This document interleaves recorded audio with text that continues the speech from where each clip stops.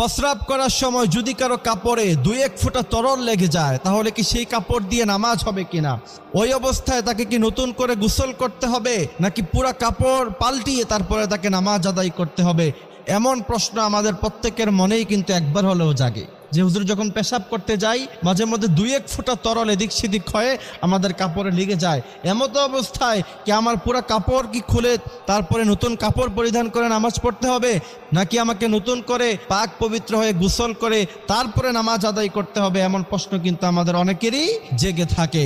এই প্রশ্নের উত্তর হলো, প্রথম কথা হচ্ছে আপনি যদি প্রচণ্ড পরিমাণে অসুস্থ হন, যে আপনার প্রস্রাবের ফোঁটা একটু পর পর বের হয়ে যায়, একটু পরপরই আপনার প্রস্রাবের ফোঁটা বের হয়ে যায় এবং আপনি ওযু অথবা গোসল করার পরে আপনি যখন সালাত আদায় করবেন অথবা নামাজ আদায় করবেন, এতটুকু সময়ের মধ্যখানে আপনি কখনোই নিজেকে সেফ রাখতে পারেন না।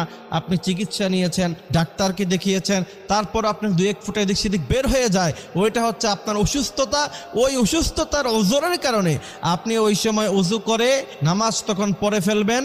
প্রত্যেক ওয়াক্তের জন্য অবশ্যই আপনাকে কাপড় পাল্টাতে হবে, প্রত্যেক ওয়াক্তের জন্য অবশ্যই নতুন করে আপনাকে পাক পবিত্রতা অর্জন করতে হবে। কিন্তু অসুস্থতা ছাড়া নর্মালি যদি কারো কখনো এমন হয় যে আপনি সফরে বের হয়েছেন, কোথাও গিয়েছেন, কাপড় চোপড় নাই, ওই সময় আপনার পেশাবের সময় প্রস্রাবের সময় 2-1 ফোঁটা তরল কাপড়ে লেগে গিয়েছে, এমত অবস্থায় আপনি কি করবেন?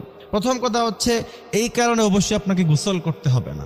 যদি আপনি প্রস্রাব করার সময় কাপড়ের মধ্যখানে লেগে যায়, যদি আপনার পক্ষে সম্ভব হয়, উত্তম হচ্ছে এই কাপড় সম্পূর্ণ পুরোটা পাল্টিয়ে তারপর আপনি নামাজ আদায় করবেন। যদি সেই ব্যবস্থা আপনার কাছে না থাকে, সেই সিচুয়েশন যদি আপনার কাছে না থাকে, হয়তোবা আপনি কাপড়ের ব্যবস্থা করতে গেলে নামাজ কাজা হয়ে যাবে, ট্রেন ছুটে যাবে, অথবা আপনি এমন জায়গায় এসেছেন সেখানে আপনার কাছে কোনো কাপড় নাই, এমত অবস্থায় কোনো টেনশনের প্রয়োজন নাই।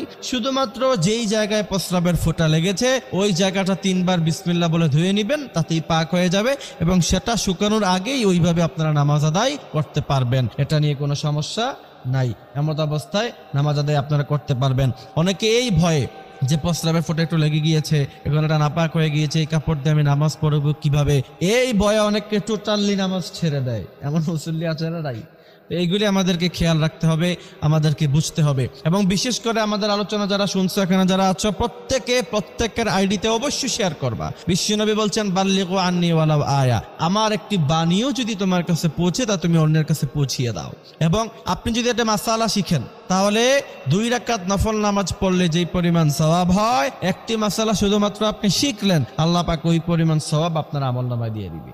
সুবহানাল্লাহি বিহামদিহি সুবহানাল্লাহিল আযীম। এই কারণে শিখে রাখবেন, তালাবুল ইলমি ফারিদা আলা কুল্লি মুসলিম। প্রত্যেক মুসলমানকে বড় আলেম হওয়া ফরজ নয়, বড় মুহাদ্দিস, বড় মুফাসসির, বড় ওয়াইজিন হওয়া ফরজ নয়, ওয়াজিব নয়, কিন্তু প্রত্যেক মুসলমানকে অতটুকু আলেম শিক্ষা করা অবশ্যই ফরজ যতটুকু পরিমাণ আলেম শিখলে পরে সে সুন্দরভাবে সালাত আদায় করতে পারবে, ফরজ রোজাগুলি রাখতে পারবে।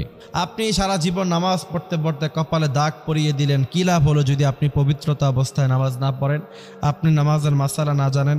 এই জন্য অবশ্যই আমাদেরকে দ্বীনে ইলম শিক্ষা গ্রহণ করে নামাজগুলি আদায় করতে হবে। আল্লাহ পাক সেই তৌফিক আমাদেরকে দান করুক, আমিন।